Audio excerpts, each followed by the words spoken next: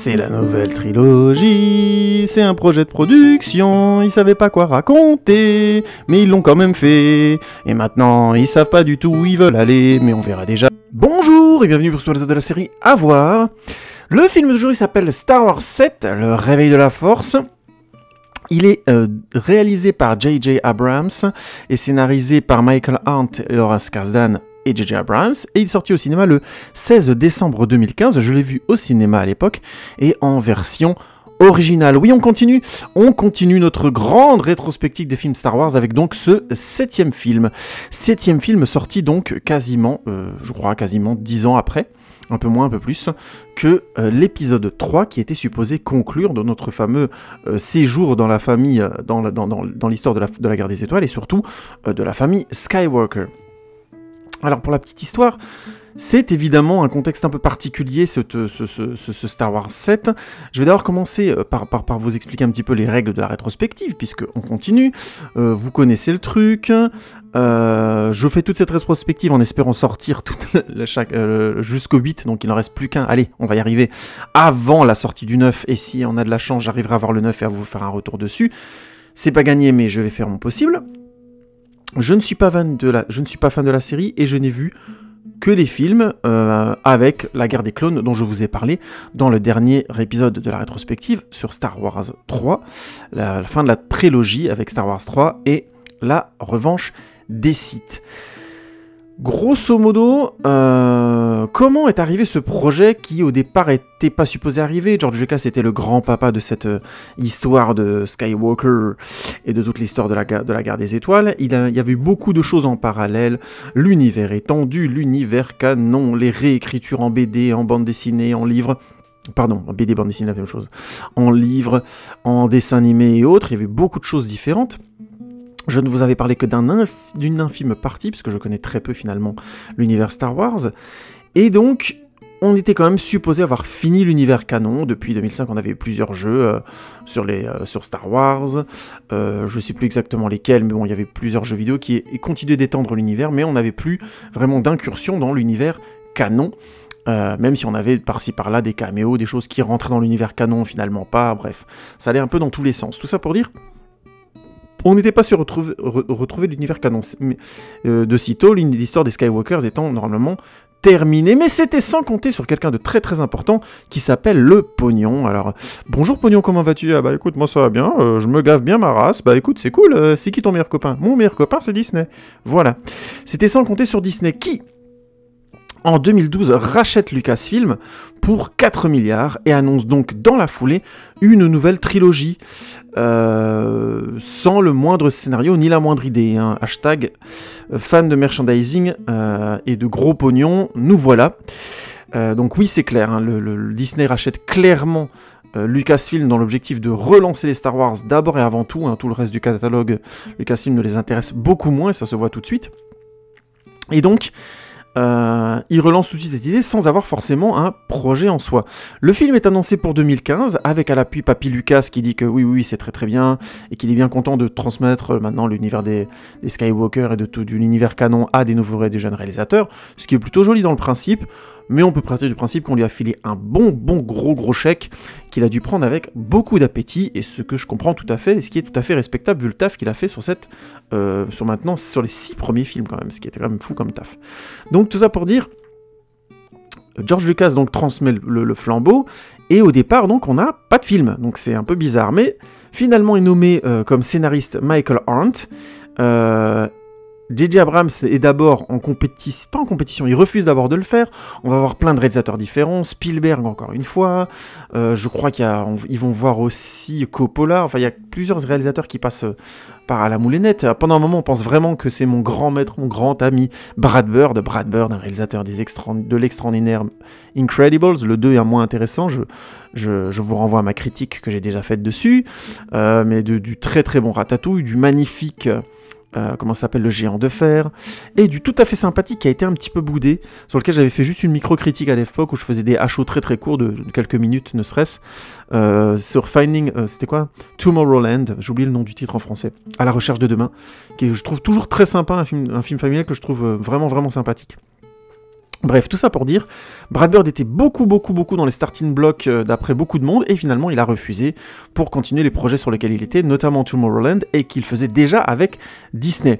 Mais avis pour la petite parenthèse, qu'on lui a proposé de faire Star Wars 7, qui s'est dit mon dieu ça va être un énorme truc, ce serait génial, mais en même temps j'ai envie de finir Tomorrowland, et si je dis oui sur Disney, sur Star Wars 7, Disney va jamais me lâcher la vie, va dire que va m'empêcher de faire À la recherche de demain jusqu'au bout, donc je veux pas, je préfère dire non. À mon avis c'est un truc comme ça qui s'est passé, je suis Brad Bird depuis un moment sur Twitter, ça a l'air d'être le style. Il a conscience que stratégiquement quand tu te lances dans certains projets, si tu commences à courir un deuxième lièvre en même temps dans les grosses productions comme ça, très vite, les productions toutes puissantes du type de Disney, et en fait, très honnêtement, au jour d'aujourd'hui, il n'y a qu'une seule production aussi puissante que Disney. Faut appeler un chat. C'est un mastodonte monstrueux, c'est assez terrifiant d'ailleurs. Notre univers cinématographique grand public est certainement façonné par des exécutifs de Disney, hein. Faut qu'on en ait conscience quand même. Hashtag Startup Nation, monde startup plutôt. C'est assez flippant sur bien des points. Pour l'instant, on a toujours des choses de qualité intéressante, mais quand même, il faudra quand même qu'on se pose la question à un moment donné de donner autant de pouvoir à une seule société. Est-ce que c'est encore au bénéfice des œuvres artistiques et de la liberté de création, de réflexion, et ainsi de suite? Grosso modo non, mais c'est pas le sujet aujourd'hui, on va pas parler politique. Tout ça pour dire, notre ami Brad était souvent dans le Starting Blog, il a finalement dit non, et ils sont finalement revenus vers J.J. Abrams, qui a fini par dire oui.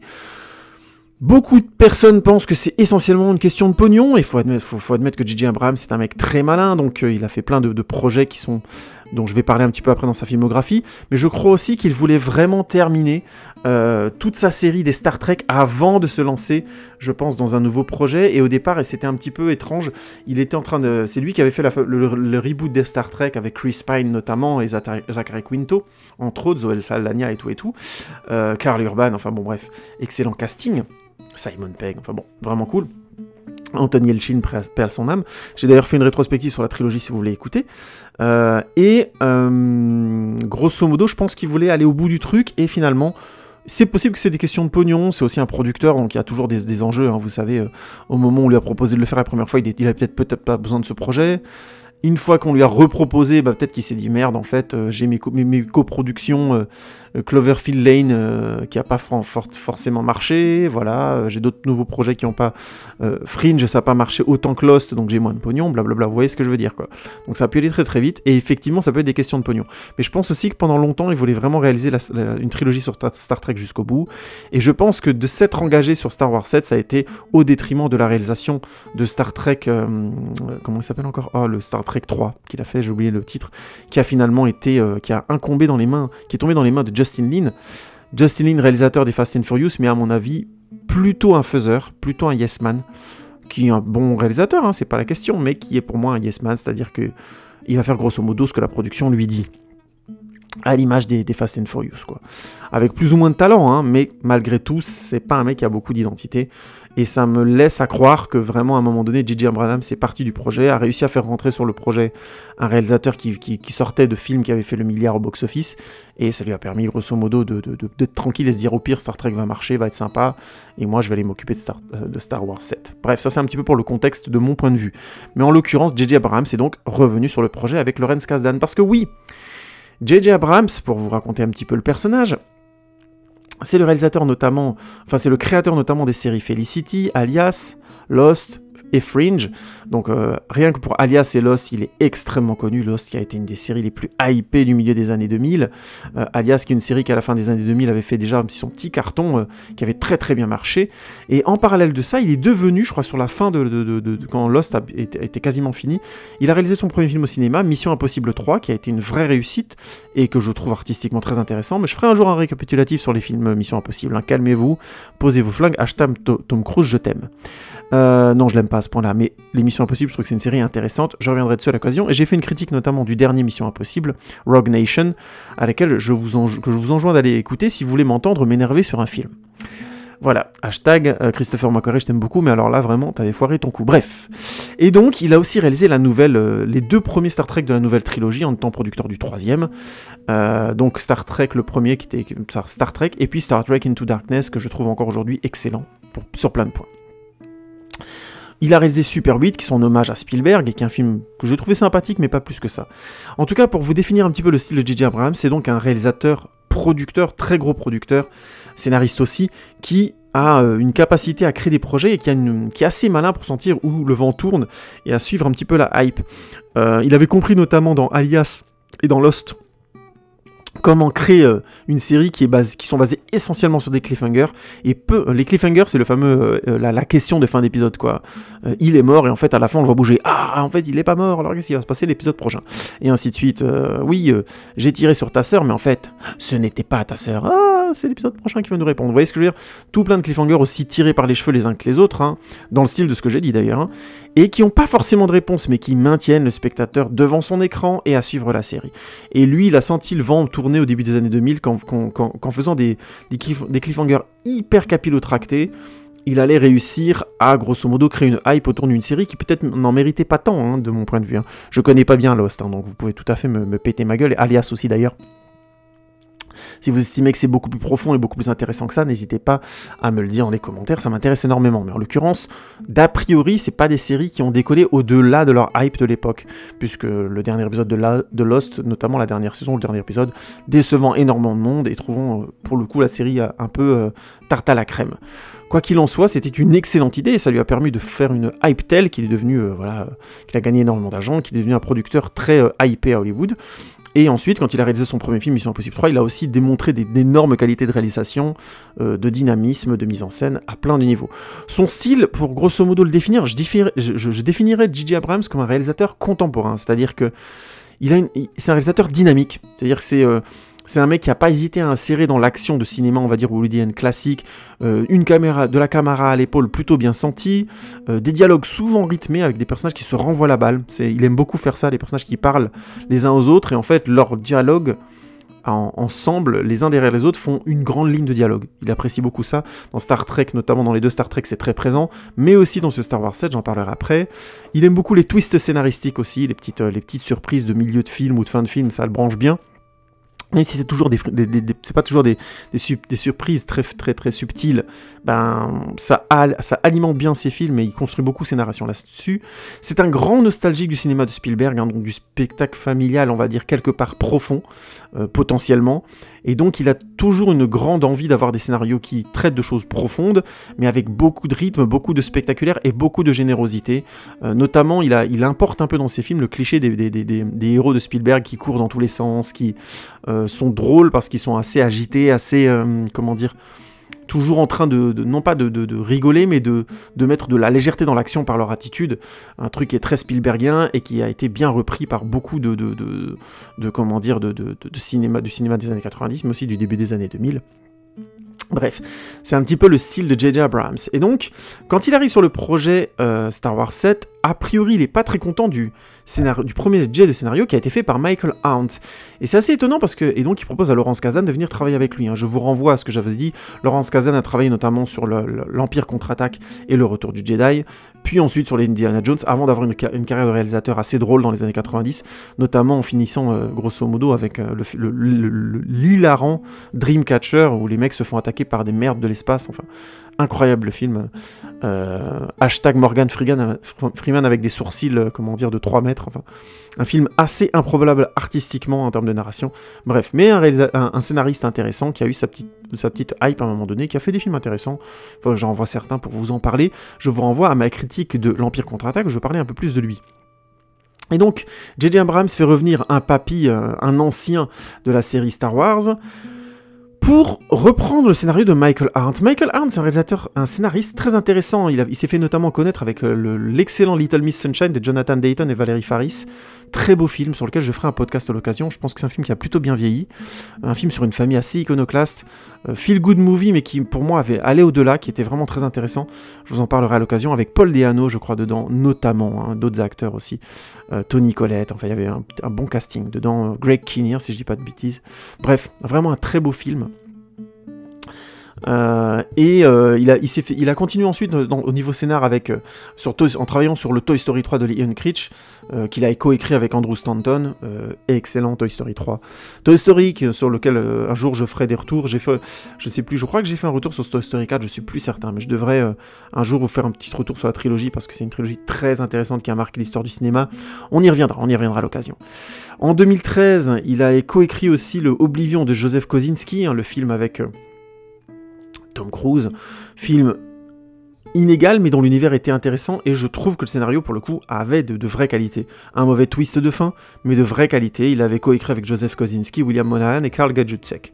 Il a ensuite participé à la série Hunger Games en écrivant sur l'embrasement notamment, avant donc de travailler sur Star Wars 7, et dernièrement il a écrit The Greatest Showman de Michael Gracie, qu'il a coécrit avec Jenny Biggs et Bill Condon que j'aime beaucoup, et dont j'avais...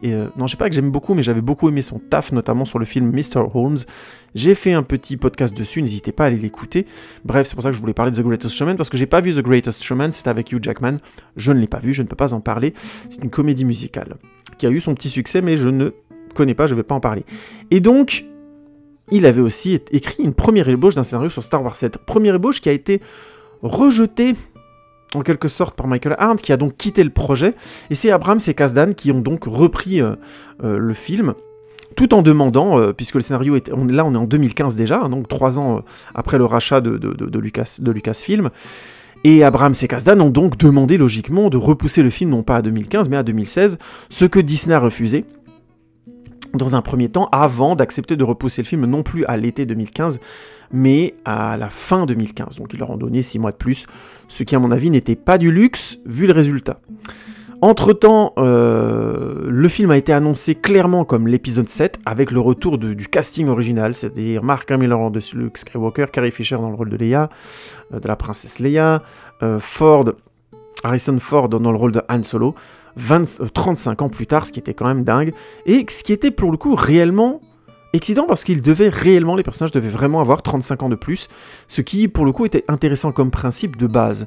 Alors il paraît que ça faisait partie du scénario déjà de Michael Arndt, mais qu'a priori ce qui dérangeait vraiment Abrams, c'est qu'il trouvait le scénario relativement chiant, que ça emmenait un petit peu les Star Wars vers quelque chose d'un peu plus intime encore, et grosso modo c'est pas ce que cherchait à écrire ou voulait faire J.J. Abrams. C'est pour ça qu'il a fait revenir Kasdan, pour essayer de retrouver un petit peu la source de l'idée qu'il y avait à les bases derrière les Star Wars de George Lucas, et notamment de la première trilogie, puisque l'épisode 7 est bien sûr la suite du 6, qui arrive donc quasiment 30 ans plus tard.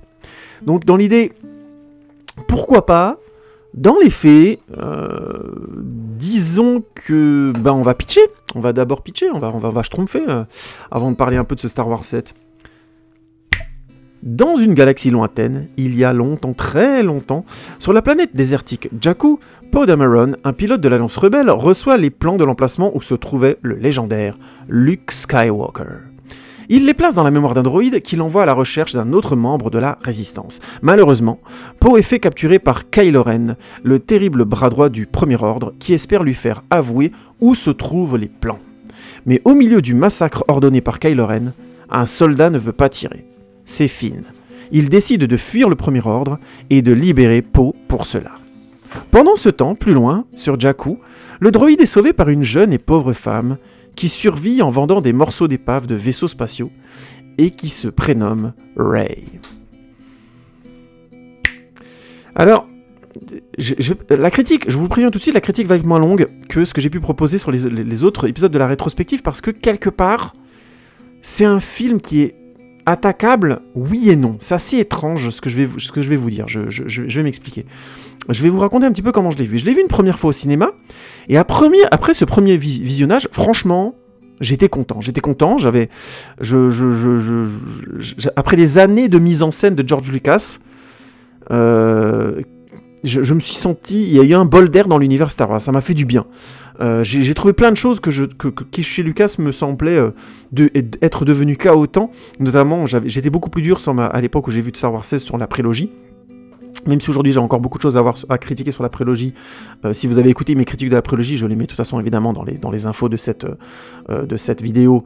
Vous avez compris qu'il y a beaucoup de choses que je trouve aussi intéressantes et plutôt réussies, mais à l'époque j'avais surtout un souvenir de m'être un peu ennuyé d'avoir vu des films passer à côté de leur potentiel, et d'avoir toujours vu des films réalisés de manière académique et un peu lourde, ce que je pense toujours d'ailleurs après ma critique.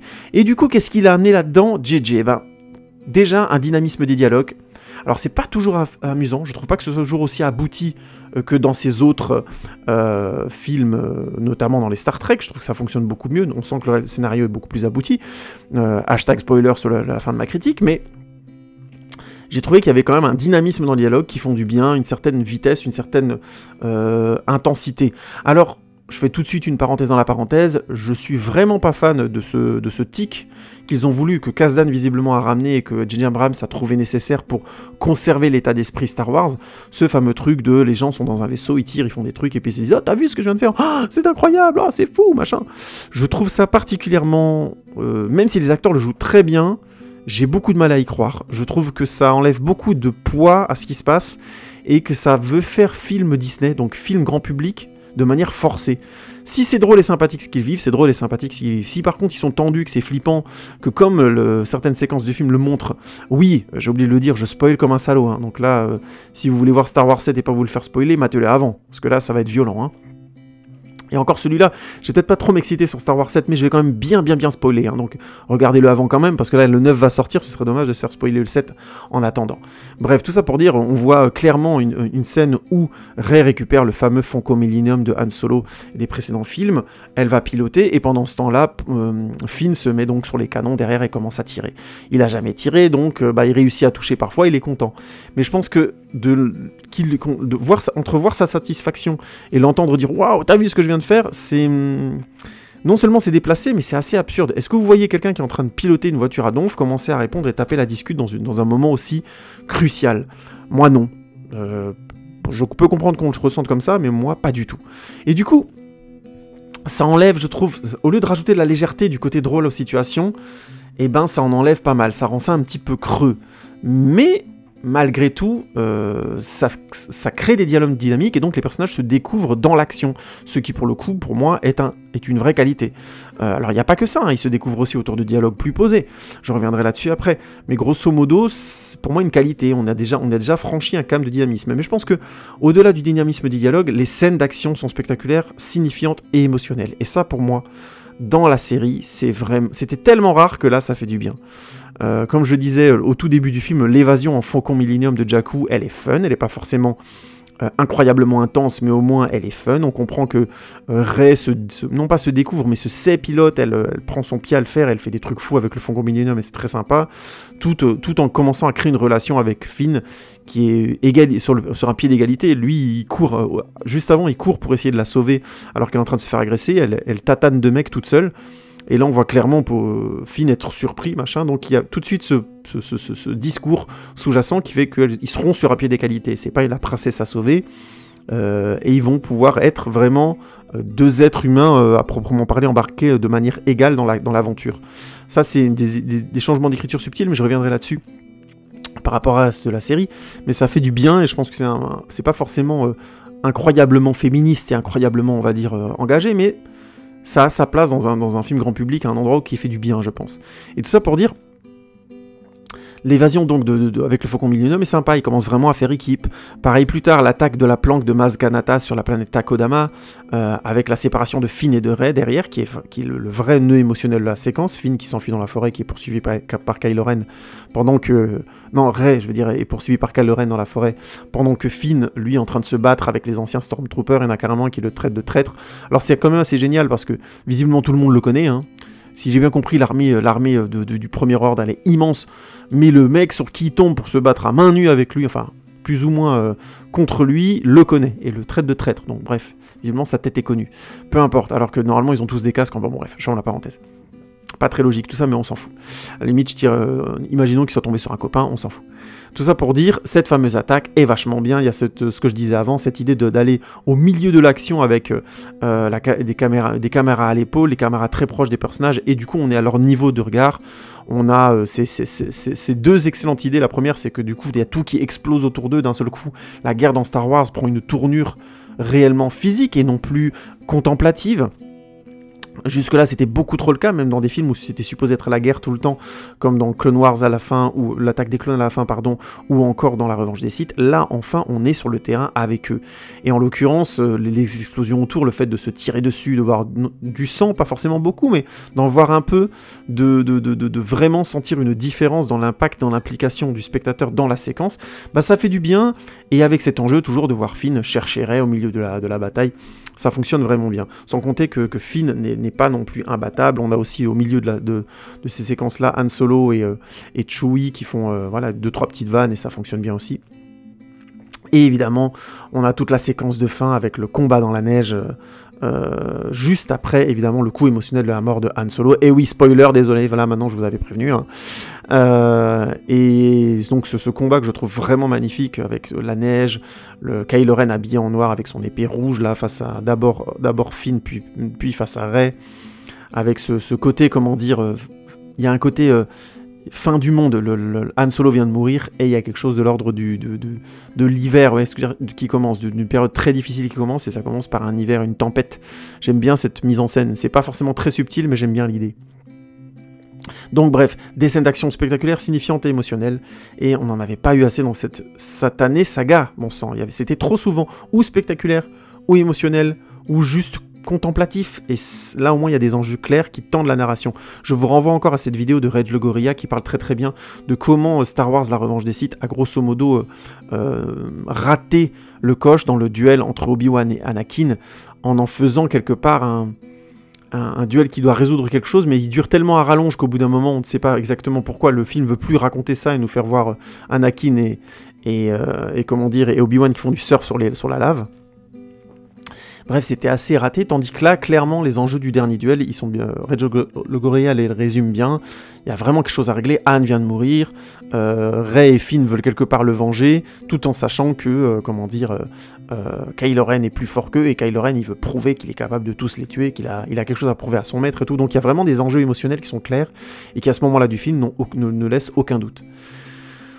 Il y a aussi tous ces éléments qui sont au-delà du style de J.J. Abrams. Oui, à tous les gens qui critiquent beaucoup J.J. Abrams, je n'ai pas parlé du lens flare, parce que moi ça me dérange pas, si je peux bien regarder l'image, je m'en fous. Oui, J.J. Abrams adore mettre des reflets partout de lumière, il en a mis beaucoup dans les Star Wars. Je vois des mecs sortir des vidéos à rallonge là-dessus en disant que le lens flare c'est casse-couille. Franchement, je trouve que tout le monde exagère. Ça m'a pas dérangé, je faisais pas du tout attention à ça jusqu'à ce qu'on me dise qu'il y a du lens flare partout chez lui. Moi je m'en fous, honnêtement, je trouve que c'est un non-débat. L'important c'est que sa mise en scène est dynamique et qu'elle fonctionne.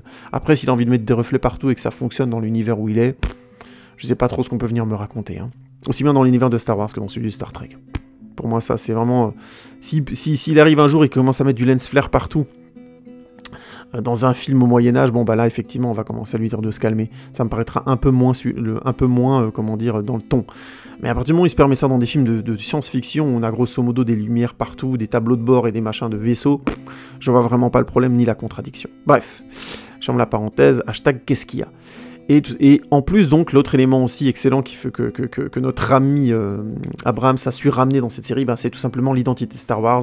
Le côté space opéra est présent, avec de gros défauts, mais j'y reviendrai après.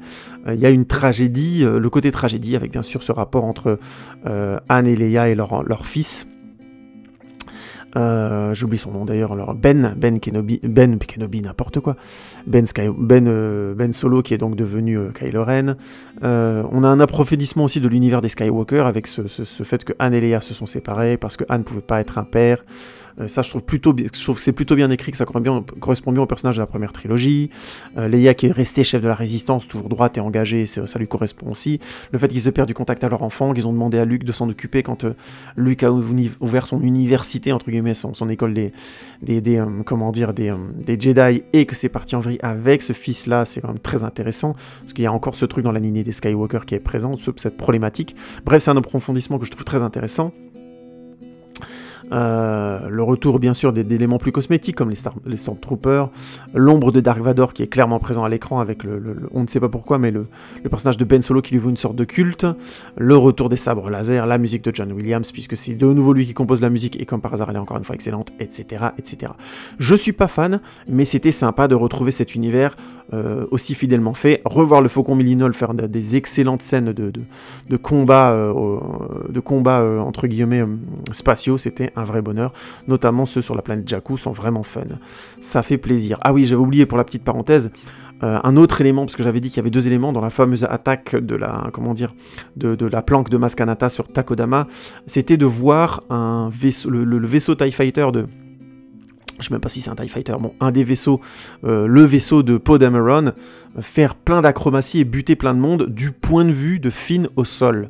Ça, j'ai beaucoup aimé. C'est tout con, mais ça lie les... Ça c'est pour moi de la vraie mise en scène. C'est lier, à un moment donné, des éléments qui sont les uns à côté des autres. Alors oui... Finn peut s'arrêter de combattre au milieu d'une invasion grosso modo de Stormtroopers et juste après on voit qu'il y en avait plein donc il a eu la chance de pas se prendre une balle perdue, mais on a le temps de voir à l'écran le vaisseau de Poe Dameron faire des trucs de fou machin, et la réaction de Finn, c'est la réaction du spectateur, c'est waouh, il est super fort ce pilote, et c'est là où je trouve que c'est les moments où la mise en scène et le dynamisme de J.J. Abrams font énormément de bien à la série, énormément de bien.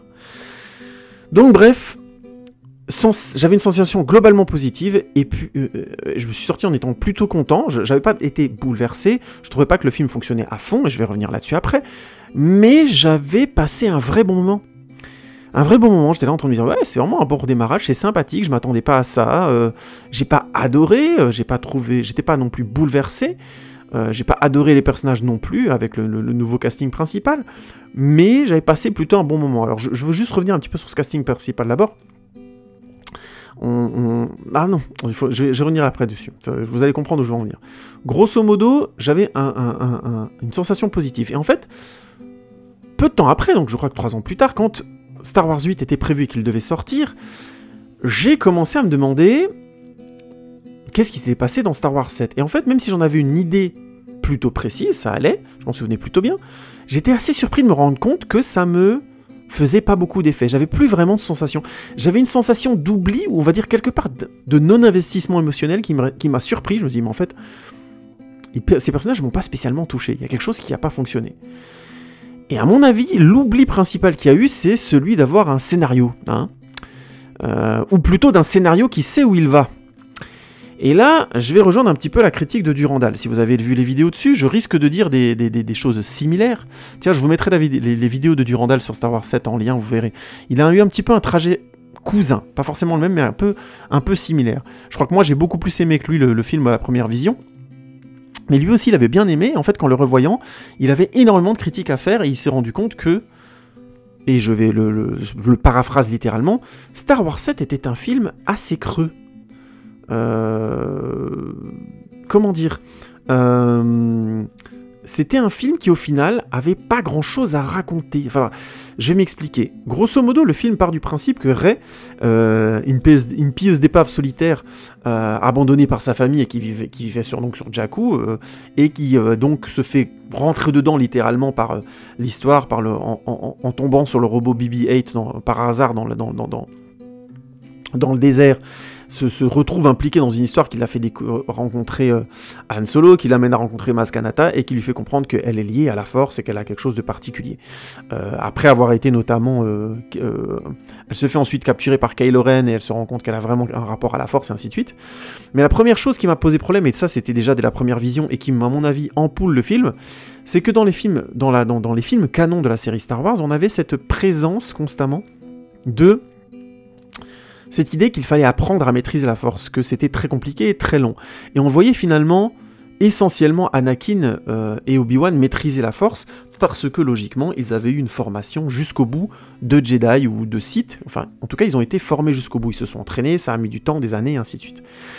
Et là, la nouvelle série part sur une base assez forte, qui est de dire que Rey, d'une manière ou d'une autre, va réussir à découvrir la Force quelque part tout seul, au point de battre quelqu'un qui l'a visiblement appris et qui est quasiment un seigneur Sith, dont dans le rôle de Kylo Ren. C'est-à-dire que le film fait déjà des entorses assez fortes. C'est-à-dire que Rey se rend compte qu'elle a la Force et elle arrive à utiliser la Force pour manipuler un Stormtrooper de manière mentale quasi dans la foulée. Et ça, comment dire, même en n'étant pas forcément fan des films, ça m'a tout de suite fait tiquer. J'étais un peu en mode, ah ouais, elle maîtrise la Force très très vite. Et j'ai compris qu'en fait, cette nouvelle série partait un petit peu sur une base de dire, nous la Force, ça va être over the top. Là maintenant, on se lâche, il va y avoir un côté Dragon Ball Z. Et je trouve que, même si j'en ai pas parlé dans la prélogie, je n'avais pas besoin d'en parler parce que ça paraissait cohérent. Les Jedi et les Sith sont très très forts, tous ceux qui maîtrisent la Force sont très très forts, il n'y a pas de problème, ils font des trucs incroyables, et ils sont assez exceptionnels, mais ils sont pas non plus en capacité de battre des armées en entier, et c'est un petit peu la limite. C'est pour ça que j'avais parlé, je vous rappelle, dans ma critique notamment du dessin animé Clone Wars, du fait qu'ils exagéraient beaucoup les pouvoirs, parce que c'était un dessin animé, et qu'il fallait un petit peu mettre du spectaculaire, ce que je peux comprendre. Mais dans les films, ils avaient eu l'intelligence de ne pas aller dans cette direction et de dire ils peuvent pas tout faire tout seuls, parce que sinon, bah, à quoi sert le Sénat, à quoi servent toutes les intrigues si ils arrivent à battre des armées en entier. Il y a que les Jedi sont les maîtres de l'univers, vous voyez ce que je veux dire, et les Sith aussi, il y a pas de... Les autres, c'est juste des esclaves, ou alors ils ont pas leur mot à dire. Vous voyez ce que je veux dire, ce serait beaucoup plus radical. Or là, l'idée, c'est que bah, ils ont besoin de vaisseaux, ils arrivent à mourir, ils sont loin d'être indestructibles ou d'avoir des pouvoirs exceptionnels. Tout le temps qui leur permettrait de tout dominer. Et en l'occurrence, en faisant progresser Rey de manière aussi rapide et forte, elle découvre à peine la Force et d'un seul coup elle est déjà capable de manipuler quelqu'un par la pensée, ce qui semble être très difficile à acquérir, ou tout du moins ça demande d'être un maître pour le faire. Grosso modo, les seuls qu'on voit faire dans la série ce genre de choses, c'est Luke une fois qu'il est devenu un Jedi beaucoup plus, aguerri, et c'est, Obi-Wan qui est un Jedi aguerri, ou Qui-Gon Jinn qui est un Jedi aguerri. Enfin, vous voyez ce que je veux dire? C'est pas du tout des mecs qui sont arrivés du jour au lendemain en disant « Bon, écoute, j'ai la Force, tiens, je maîtrise le game. » Et c'est un petit peu ce truc-là qui me reste... qui m'a laissé un petit peu en suspens. Je me suis dit « Mais là, visiblement, le chemin, c'est d'aller vers le over the top. » Et malheureusement, j'avais dit que je spoilais, elle arrive carrément à battre à l'arme, au sabre laser, donc l'arme des gens qui maîtrisent la Force, Kylo Ren, qui est clairement entraîné, qui est le chevalier, qui fait partie des chevaliers de Ren, et qui est commandant du Premier Ordre. Enfin voilà, c'est clairement quelqu'un d'aguerri avec la Force, et elle arrive à le battre. Alors, beaucoup de gens ont dit oui, mais il est déjà blessé, Chewie lui a tiré dessus, c'est pour ça qu'elle le bat. Mais même avec ça, c'est quelqu'un, on l'a jamais vu combattre avec le sabre. C'est la première fois de sa vie qu'elle combat avec le sabre. Point barre. Donc, je veux bien qu'elle ait un contact avec la Force qui soit incroyable, mais là, il y a exagération. On voit clairement que Kylo Ren est très très proche du niveau de ce que peut faire Darth Vader dans la série, par exemple, si on doit élargir la critique. Et Kylo Ren, par exemple, on le voit arrêter un tir de phaser, il dévie même pas le phaser ou il le bloque pas. Il maintient le faisceau d'énergie en l'air, tout en faisant plein d'autres trucs à côté avec la Force. Donc c'est un niveau très très très élevé. Ce qui fait que tout ça, ça a eu tendance, à mon avis, déjà chez moi, à enlever une part de mystique à la Force, en me disant, en fait, ça va être what the fuck, et quelque part ça va être plus spectaculaire, mais amené comme ça, de manière aussi peu délicate, j'ai trouvé ça assez grossier, et je me suis rendu compte très vite que ça avait enlevé beaucoup de substance à l'univers de Star Wars, que ça avait mis en place une sorte de sensation que la Force, on allait pouvoir faire n'importe quoi avec. Et j'insiste, ça a rendu probablement les gens qui manipulent la Force beaucoup trop forts dans cette série. Moi, la première chose que je me suis dit, c'est, une fois, si Kylo Ren peut faire ce genre de truc, si Rey peut faire ce genre de truc, je vois pas pourquoi ils ont besoin de tous les autres. Il y a une sorte de... Et je reviendrai là-dessus dans la critique de Star Wars 8, vous verrez. Mais tout ça pour dire, il y a eu clairement là, non pas une évolution de la théorie de la Force ou de ce que est la Force dans la série, mais pour moi plus une sorte de travestissement de ce que c'était sous des prétextes de spectacle. Il aurait pu, je pense vraiment que Rey aurait pu se libérer de 12 manières différentes, elle aurait pu apprendre de manière un peu plus progressive à devenir incroyablement puissante, pourquoi pas, il n'y a pas de problème, surtout que dans le deuxième film, dans le 8e film, donc la suite, elle finit par suivre un entraînement. Il y avait ce qu'il fallait, je pense, dans la matière de la série pour qu'elle puisse progresser sans que ce soit quelque part exagéré. Parce que oui, en parallèle de ça, on a Kylo Ren qui va donc avoir un destin, comment dire, vadorien. Hein. On sent tout de suite au début qu'il y a des sources qui sont les mêmes. Il y a son père et sa mère qui essaient de le récupérer. Il est en proie au doute et il en parle dès le début. Il vénère le masque détruit de Dark Vador, donc c'est très intéressant comme truc. Et il est en mode, oui, j'espère que je vais réussir à rester aussi mauvais que vous. Ce qui est quand même assez drôle, puisque dans les faits, Vador a trahi l'empereur, mais visiblement ça ne se sait pas. Hein. Si j'ai bien compris l'histoire, le lore de ces nouveaux Star Wars, c'est que tout le monde pense que c'est Luke qui a tout fait, et donc il n'y a pas ce truc de dire, voilà... et ça me surprend, puisque on comprend très très vite que Kylo Ren a été...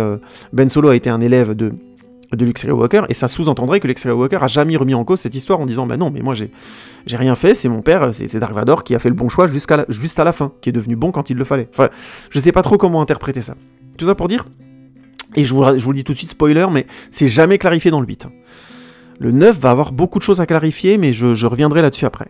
Tout ça pour dire, on se retrouve avec un personnage de Kylo Ren qui est donc très fort, qui a un débat personnel très intéressant, puisqu'il a rejeté ses parents, plus ou moins, pour devenir le disciple d'un grand maître qui s'appelle le maître Snoke, dont je reparlerai dans le 8, et qui est une sorte de cousin, en quelque sorte, de Darth Sidious, hein. Donc clairement moins intéressant, mais je reviendrai là-dessus dans la critique du 8. Et donc Kylo Ren va apporter dans la série le nouveau ennemi, le nouveau monstre, entre guillemets, de cette série. Il se trouve que, très vite... Le débat intérieur du personnage est très intéressant, et je pense que c'est l'une des choses les plus intéressantes du film, c'est lui. C'est-à-dire, comment, quelque part, pourquoi il est en train de lutter face à son côté bon, il y a son côté bon, pardon. Il y a beaucoup de moments dans le film où je me suis dit, mais ce mystère-là est très intéressant, mais on ne sait pas trop où il va aller.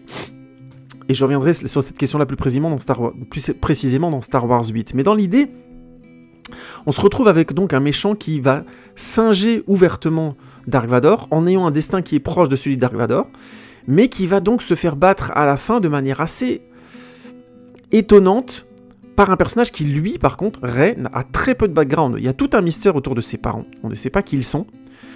A priori, comme le sabre de Dark Vador la cherche, enfin de Anakin Skywalker la cherche, et c'était l'ancien sabre de Anakin, le sabre lui parle. Oui, ça aussi, c'est un truc que j'avais jamais vu dans l'univers Star Wars. D'un seul coup, les objets parlent aux pratiquants de la Force. Ça, c'est nouveau, ça aussi. Tout ça pour dire, le film joue sur un mystère de où elle vient, mais en fait, le film ne développe rien à partir de ça. C'est une fille qui développe un rapport à la Force, qui se trouve des amis avec qui elle veut combattre parce qu'elle veut sauver d'abord BB-8, puis après parce qu'elle veut, grosso modo, retrouver Luke Skywalker, parce que voilà, elle découvre qu'elle a la Force pour résister au Premier Ordre, ensuite elle découvre qu'elle a la Force et elle veut rencontrer Skywalker pour être formée. Entre-temps, elle forme une relation un peu paternelle, vu qu'elle n'a jamais eu de parents avec Han Solo, relation qui a vraiment pas le temps de se développer, puisque Han Solo se fait tuer juste derrière, et à la fin, elle va chercher Luke. Donc il y a une sorte de... C'est un trajet un peu creux, ça manque de densité. Je comprends que ce que J.J. Abrams et Kasdan en voulaient faire, c'est-à-dire retrouver un peu l'identité de la première trilogie, où finalement les personnages étaient relativement légers. Mais je tiens à ajouter deux choses très importantes maintenant que j'ai revu les deux trilogies. La première, c'est que le background des personnages était rapidement épousseté, mais il était extrêmement dense. Luke Skywalker au début, ses oncles ils se font tuer, il a été adopté, et ses oncles se font rissoler, son oncle et sa tante se font rissoler dès le premier épisode de la série. Donc il y a un vrai background. Leia, elle est en combat contre l'Empire, et sa planète se fait détruire dans le premier film. Il y a un vrai background. Han Solo arrive dans l'histoire comme un contrebandier, ainsi de suite, mais très vite, il est en dynamique avec Luke et Leia, dans l'action, dans le film. Vous voyez ce que je veux dire ? Il y a une densité simple qui se met en place avec eux, mais qui est présente. Et on rajoute à ça l'histoire d'Obi-Wan Kenobi et de Darth Vader, qui a une certaine profondeur, même si elle n'était pas supposée aller aussi loin au début et donner lieu à la prélogie. Mais peu importe, ils ont une densité. Là, Rey, son histoire, c'est... Elle ne sait pas d'où elle vient, elle rencontre des gens qui l'embarquent dans une histoire et elle a envie d'y aller. Et voilà, les enjeux, c'est elle veut retrouver qui elle est, on ne sait pas qui elle est. Et grosso modo, elle est dans l'histoire parce qu'elle s'est découvert un rapport à la Force et qu'elle est visiblement très très forte et que ce serait dans son arbre généalogique. Mais on reste vraiment sur un flou qui enlève beaucoup de densité à son personnage. On arrive à la fin du film, on la connaît très peu finalement. Et c'est un personnage qui est finalement bousculé par les événements, là où les personnages de la première trilogie agissaient de leur propre volonté. Et du coup, Kylo Ren en face, c'est assez étrange parce que il se fait grosso modo retourner par des personnages qui manquent de densité, ce qui fait que ça lui enlève aussi à lui de la densité et de la qualité d'écriture. Et il faut rajouter à ça les deux autres personnages principaux. Finn, qui était donc un ancien Stormtrooper qui s'est rebellé, lui, il se rebelle. Alors l'idée, elle est très intéressante, hein. Moi je suis partant. Je trouve ça même vachement intéressant que ce soit un Stormtrooper en plus black qui a été élevé comme un esclave et tout ça, c'est plutôt intéressant comme background, on les a entraînés à se battre et tout. Mais le truc c'est qu'il n'y a pas de gradation. Dès le début du film, il veut pas participer au massacre et il s'enfuit. Et au final, il passe le film à faire ça. Il veut s'enfuir, parce qu'il pense qu'il n'y a pas moyen de battre le Premier Ordre. Ensuite, il veut retrouver Rey parce que, grosso modo, on sent qu'ils sont plus ou moins amoureux, ou en tout cas lui est clairement amoureux d'elle. Et ça se finit là-dessus, il essaie d'aller la sauver, il se fait blesser, fin. Il n'y a pas réellement de trajet, il retrouve pas sa hiérarchie pour qu'il y ait quelque chose qui se développe. Vous voyez ce que je veux dire?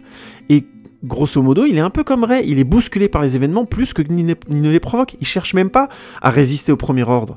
Il faut bien comprendre pourquoi je fais un parallèle entre ces trilogies et la première, c'est que là aussi, l'enjeu c'est pour des rebelles qui vont combattre un empire fasciste. C'est clair, net et précis, c'est là, c'est présent. Donc pourquoi c'est aussi compliqué pour eux de se dire écoute, autant se battre plutôt que crever, et pourquoi Finn, à un moment donné, choisit de fuir, c'est beaucoup plus intéressant si à un moment donné, il choisit d'être dans l'action. Au final, il choisit essentiellement des choses égoïstes, il veut juste aller sauver Rey, il veut même pas forcément combattre le Premier Ordre. Il y a un truc comme ça qui est un petit peu de l'ordre de l'accident. Et je crois que ça enlève beaucoup de densité à l'action, ça enlève un petit peu d'engagement. Au final, c'est des héros qui, contrairement à la première trilogie, n'ont pas forcément envie au départ de se battre, ni d'aboutir à quelque chose, il y a de profond, il y a quelque chose de l'ordre du moi je veux me sauver, moi je veux découvrir d'où je viens. Ouais, Luke aussi, il avait des choses, il était un peu plus frivole au début, mais très vite, l'histoire lui rentre dedans, et il se rend compte que il faut qu'il combatte l'Empire, parce qu'ils sont dangereux, parce qu'ils font des choses mauvaises. Enfin, vous voyez ce que je veux dire? C'est pas... On est dans quelque chose qui est beaucoup plus dense d'emblée, et pourtant, je le disais moi-même, je vous renvoie à ma critique de Star Wars 4, Un Nouvel Espoir, c'est très léger, narrativement parlant. Ça s'apetit pas des heures pour arriver à cette, on va dire, quelque part, densité. Je dis pas forcément de la profondeur dans le film, mais dans la densité dans les personnages. Quand on fait des personnages qui sont trop légers, et ben très vite l'histoire paraît légère. Et c'est cette sensation que nous laisse Star Wars 7, c'est la sensation qu'à un moment donné, les personnages n'ont pas été assez écrits, on n'a pas voulu les développer parce qu'on savait pas vraiment où on voulait les emmener. On voulait d'abord attendre de savoir ce qu'en voulait le public. Mais je reviendrai là-dessus dans ma conclusion globale de cette série. Kylo Ren donc est plutôt intéressant, j'en ai parlé avant, mais je veux aussi parler de Poe Dameron. Poe Dameron est donc le fameux pilote qui arrive à faire transiter les fameux plans où se trouve Luke Skywalker dans le robot BB-8, et il se fait capturer, il est libéré par Finn. Il est passé, à un moment donné, on croit qu'il est mort. En final, il a réussi à retrouver la résistance. Et grosso modo, il vient les aider quand le Premier Ordre attaque sur Takodama. Et on découvre que c'est un super pilote et tout. Et en fait, à la fin, il est là et il explose, grosso modo, la nouvelle étoile de la mort. C'est grosso modo un résistant qui fait de la résistance et qui est un bon pilote. Ça s'arrête là. C'est-à-dire que là où, tout simplement, Han Solo était un mec qu'il fallait convaincre, c'était Oui, je suis obligé de faire un parallèle avec leurs deux personnages, parce qu'il fait partie de la trilogie des personnages, enfin, des trois personnages principaux, donc il est supposé avoir une histoire un peu plus dense que ça, on est bien d'accord. Mais là, en fait, c'est juste un pilote de la Résistance qui se fait capturer, qui arrive à se libérer, et qui fait ensuite des actes de la Résistance. C'est tout. Il se rapproche pas plus de Finn que ça, à part pour lui donner sa veste, ni de Rey surtout. C'est-à-dire qu'il n'y a pas de... Ce fameux triangle amoureux qui était un peu artificiel dans Star Wars 1, mais qui reste au final dans les trois films et qui donne de la densité et des échanges plutôt rigolos entre leurs devoirs et leurs émotions et qui font que on arrive à les suivre, n'est pas présent du tout dans ce Star Wars. Du coup, pourquoi Rey, Finn et Dameron sont proches, c'est essentiellement des circonstances. Et éventuellement, Rey et Finn sont plus ou moins attirés l'un par l'autre, mais là ils ont même pas osé mettre en place le truc du genre de dire Poe Dameron, imaginons il est intéressé par Rey, je dis n'importe quoi, mais il y a pas cette dynamique, ce qui fait qu'au bout d'un moment on se retrouve avec un film assez bizarre où nos trois personnages principaux sont liés de manière un peu artificielle, ils sont ensemble parce qu'ils doivent être ensemble. Alors, les circonstances font que le film est dynamique et ça passe, et encore une fois, ça saute pas aux yeux. Mais là où ça devient un peu plus flagrant, c'est quand les personnages de l'ancienne trilogie débarquent. Quand Han Solo et Chewbacca débarquent, déjà de 1, si on a vu les films précédents, évidemment, il y a énormément de densité.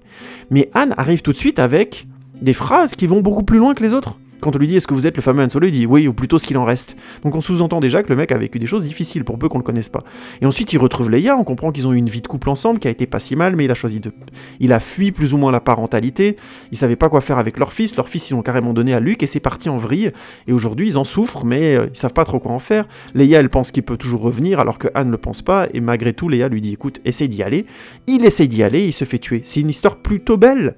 Et eux amènent de la densité, clairement. Alors, je parlerai pas de Luke dans cet épisode, parce que j'ai déjà vu le 8, évidemment, mais Luke apporte pas grand-chose. Il arrive dans un dernier plan qui est intéressant. On voit Rey le rejoindre, lui tendre comme ça le sabre laser, c'est une belle idée, mais il dit rien. Donc, par définition, il apporte rien à ce film-là.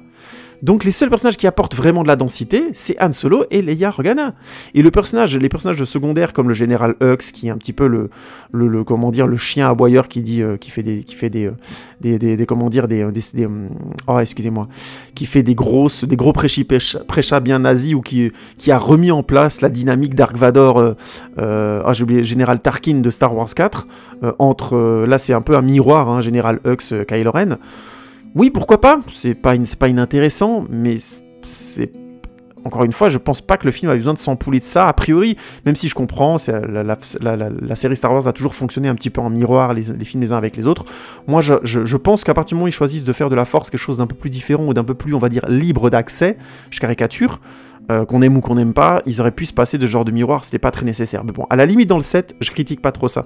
C'est dans le 8 que je reviendrai là-dessus pour tirer à boulet rouge. Mais tous les autres personnages qui sont à côté, Phasma, qui est en fait un Stormtrooper en arme chromée, ça apporte pas grand chose, parce que Finn qui est supposé être sous ses ordres, n'a pas grand chose. Il y a ça donne juste la construction du fait que Finn et Phasma s'entendent pas, et qu'elle, grosso modo, elle veut le rattraper parce qu'elle l'a perdu de ses rangs et qu'elle devrait pas, et que lui, bon, grosso modo, il considère que c'est une connasse. Ça se règle par un dialogue qui est assez drôle, où grosso modo, lui, il lui dit t'as vu, maintenant c'est moi le mec, c'est moi qui gère, tu vois. Et puis t'as Han Solo qui dit c'est pas le moment. Voilà, c'est pas forcément. Enfin, ça amène pas loin, c'est ça que je veux dire, quoi. Et du coup, on se retrouve un peu avec ce truc étrange qu'en sortant, finalement, les personnages les plus denses qu'on a eu, on les connaissait déjà. Et c'était Han Solo et Leia, et ils étaient déjà dans les 3 films du départ. Donc, c'est un peu la critique de fond que je peux faire sur Star Wars 7. À un moment donné, pourquoi on s'est retrouvé avec un scénario aussi inabouti finalement sur le background des personnages? Est-ce que c'était si difficile de dire Finn est un esclave qui se retourne qui veut d'abord fuir le Premier Ordre, mais qui finalement se retourne contre le Premier Ordre parce qu'il se rend compte que c'est dangereux et qu'il faut le combattre? Je invente rien, mais je comprends pas pourquoi le film va pas vers quelque chose d'aussi simple que ça. Au final, on finit le film avec un Finn qui est toujours dans le doute par rapport à ça.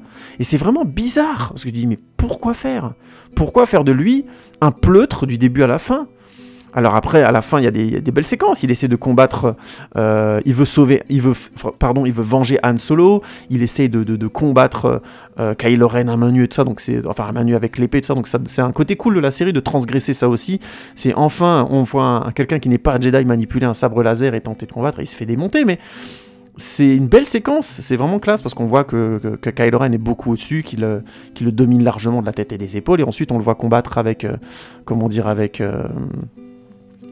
Rey et tout ça. Bon, ils insistent bien sur le fait qu'il se fatigue aussi avec Finn. Grâce à Finn qu'il le fatigue, Rey peut réussir ensuite à le battre. C'est comme ça que ça s'interprète plus ou moins. Moi, personnellement, j'arrive pas à y croire. Encore une fois, je ne pense pas qu'avec le niveau que Kylo Ren montre avant, il peut, se faire battre par Rey aussi vite. Ça me paraît vraiment pas, entre guillemets, vraisemblable. Mais ça, encore une fois, je parle du lore de la série, donc on peut aussi me dire de fermer ma bouche et considérer que ça fonctionne comme ça. Tout ça pour dire... il fait des choses héroïques, il n'y a pas de problème. Encore une fois, l'action est dynamique, donc ça passe. Mais sur le fond, c'est vraiment quand on commence à se poser, qu'on se demande qu'est-ce qu'on suit, qu'est-ce qu'on regarde et pourquoi on irait voir la suite, on est un peu emmerdé. Parce que d'un seul coup, on se dit, pourquoi je les suivrais eux plutôt que d'autres? Ce que j'ai envie de voir, en fait, c'est qu'est-ce qu'il est devenu Luke Skywalker. Je pense sincèrement que les gens qui vont voir Star Wars 8, qui connaissent la série ou qui ont vu juste les films comme moi, ils étaient curieux de savoir ce que Luke Skywalker était devenu et pourquoi il avait fui, qu'est-ce qui avait merdé avec Kylo Ren. Donc en fait, le vrai enjeu central de Star Wars 8, qui s'annonçait, finalement, savoir ce qu'était Rey, pourquoi pas?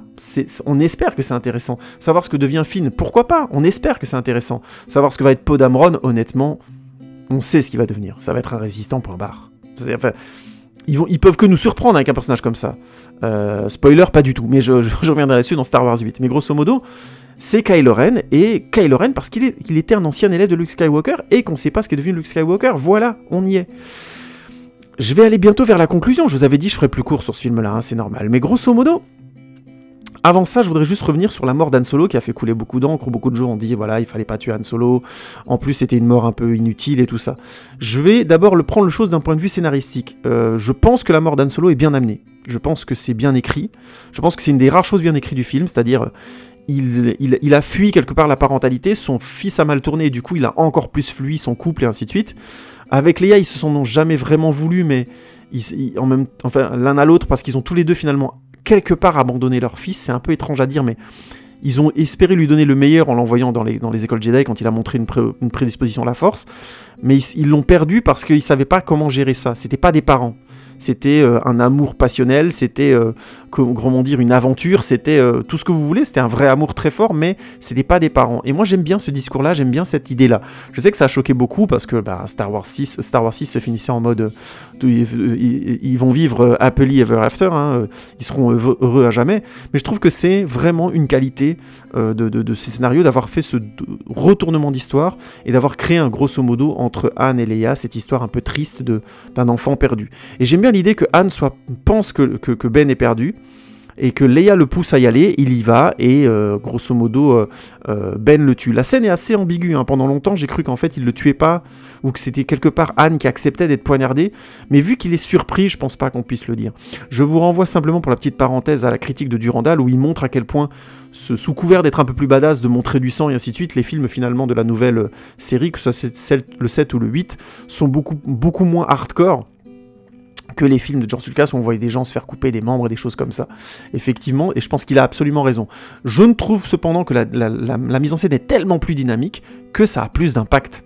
Et oui, je sais, c'est triste à dire, mais c'est vrai, ça, quand Han Solo meurt, je trouve que c'est mieux mis en scène, que ça a plus d'impact. Le problème, c'est que ça manque de densité et que le scénario en manque, et donc du coup, tout s'effrite un petit peu parce que Han Solo n'est pas un personnage principal de ce film. Il est quand même secondaire, il est beaucoup moins à l'écran que Rey et Finn notamment, et que Kylo Ren pas tant que ça, puisqu'il est beaucoup plus à l'écran dans le film suivant. Mais tout ça pour dire, pour moi, cette mort, déjà scénaristiquement, je trouvais qu'elle aboutissait, elle était cohérente. Après, en termes de mise en scène, est-ce qu'elle est parfaite? Non. Je pense qu'il y avait peut-être d'autres choses à jouer, je pense que ça aurait dû être d'une plus grande clarté, ce que fait Ben Kenobi. J'ai vraiment eu un doute pendant longtemps, ça, je me disais, mais en fait, Han a voulu l'aider, comme il lui a dit, en se laissant tuer, enfin... Ça ressemble pas au personnage de Han, donc non, il l'a tué, mais voilà, je trouvais que c'était pas très clair. Ça manquait de clarté en termes de mise en scène, et je pense que ça a ouvert la porte. Ça a laissé la porte entrouverte à toutes les critiques et pour dire que cette séquence devait pas être faite. Mais je pense que ce qui a surtout déplu aux fans à partir de là, c'était de tuer un personnage comme ça dans un film où la densité scénaristique n'était pas au rendez-vous. Et j'en arrive déjà à la conclusion, oui, parce que j'ai pas tant de choses à dire que ça sur Star Wars 7, hein, honnêtement. Hein. Star Wars 7 est un film sympathique, c'est un film qui se regarde bien. C'est un bon film contemporain des années 2010, on s'amuse bien, il y a de l'aventure, il y a des beaux effets spéciaux. Oui, j'avais oublié de le dire dans ma critique globale, mais on a aussi ce fameux moment où ils sont poursuivis par des énormes monstres dans les couloirs du vaisseau, du nouveau vaisseau de Han Solo et Chewbacca, une sorte de gros vaisseau, grosso modo de fret. Je sais plus comment ils s'appellent les monstres qui les poursuivent, et c'est assez drôle, c'est plutôt réussi, et ça poursuit le lore de manière assez dynamique encore une fois, et c'est l'intelligence d'Abrams, s'il faut lui rendre ça, de l'univers de Star Wars, où il y a toujours des monstres, des créatures différentes, et ainsi de suite. Le film a l'intelligence de créer l'antre de Maz Kanata comme une sorte de cantina, pour faire revenir les différentes scènes qu'on voit dans la série, jusque-là dans les 6 films de Lucas, de la série de Lucas, avec des monstres différents, de la musique, des gueules très très différentes, et ainsi de suite. Donc il a su intégrer de manière maligne l'univers Star Wars dans un récit vraiment dynamisé. Malheureusement, le scénario est trop creux pour réellement retrouver grosso modo la densité qu'on avait pu avoir dans La Revanche des Sith, qui est le dernier film Star Wars en date. On peut me dire ce qu'on veut, on peut me dire oui, mais c'est la suite du 6. Non, dans le temps, les gens ont vu 4, 5, 6 et 1, 2, 3. Donc Star Wars 7 est techniquement le film suivant qu'on a vu après La Revanche des Sith. Et La Revanche des Sith, même si j'ai fait une critique dure sur le film et qu'il y a plein de choses que je trouvais qui ne fonctionnaient pas, je ne pouvais pas enlever un truc au film, c'est que le scénario était ultra dense. Ultra dense. Et là, par contre, Star Wars 7 à cet endroit-là, mais il rame. Il rame. Mais c'est violent, quoi. Je viens de vous l'expliquer, hein. C'est quand on a les 3 personnages principaux qui n'arrivent pas à rajouter des axes précis, quand on hésite autant à donner une famille arrêt sous prétexte que ça va trop durcir l'histoire et qu'après ils seront coincés pour le film suivant, quand on refuse de donner à Finn un autre arc narratif qu'il est en un sens Stormtrooper qui a été torturé et du coup il s'enfuit, quand on refuse de donner à Poe Dameron un autre rôle que tiens, mon blouson nous va bien et je suis un super pilote, on commence très mal. On commence sur des bases où les personnages ont finalement très peu d'éléments, nous donnent peu d'éléments pour nous rapprocher d'eux. Et ça, je tiens à le dire, même si j'étais dur avec George Lucas, je le répète, dans le scénar, dans la construction, c'était bien écrit, on avait ce qu'il fallait pour se rapprocher des personnages. Donc, Star Wars 7, oui, est un film tout à fait sympa, on va le regarder avec une chips, une bière, et ça va être sympathique avec les copains. #chill out. Mais franchement, vous aurez rien de plus. Et ce qu'il y a de plus vient de l'ancienne série. Ça vient de Han, ça vient de Leia, ça vient de Feder Chewie un peu, mais ça vient de Han, Leia, et du mystère autour de Luke Skywalker, clairement. Et ça, quelque part, c'est un réveil de la Force qui est quelque part un peu mou. Ça se réveille, mais ça dort encore un peu. Bref, tout ça pour dire, Star Wars 7, je le conseille, je trouve pas que ce soit un film désagréable. Tiens, pour la petite parenthèse, et je vais conclure là-dessus, ma compagne a essayé de le regarder plusieurs fois, et à chaque fois, elle s'est endormie. Elle a jamais été fan de l'univers Star Wars, hein, mais elle a pas survécu au film. Je peux vous dire qu'elle était pas plus fan des films Star Trek, et pourtant elle a pu les suivre. Alors elle aime bien la série Star Trek, mais pas forcément les films. Et les films de J.J. Abrams, elle a adhéré, c'était sympa. Elle a pas adoré, mais elle était dedans. Et ça pour moi, c'est un indice qui est terrible. C'est qu'on a vraiment du mal à adhérer, à coller à l'histoire et aux personnages, et à toute cette nouvelle brochette de personnages. Mais de toute façon, tout va bien, puisque le 8 va rectifier tout ça. En densifiant tout ça, et puis d'un seul coup on se dira le 7 c'était un super démarrage pour un 8 qui va tout expliquer et être un film exceptionnel, et du coup ça va encore augmenter les qualités du 7. Pas du tout, et on verra ça bientôt, je vous ferai une critique du 8 et vous allez voir ça va être vénère. Je pense que je vais plus m'énerver que sur tous les autres films de la série, je crois, mais on reviendra là-dessus en temps voulu.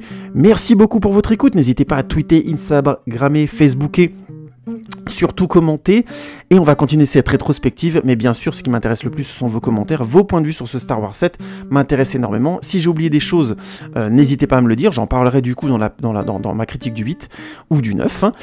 Je vous remercie encore beaucoup pour votre écoute, et on se retrouve bientôt pour un nouvel épisode de Hacho. Merci les amis, ciao ciao. Star Wars 8 va tout sauver, c'est réglé. Non mais alors pas du tout, et je vais bientôt tout vous expliquer. Alors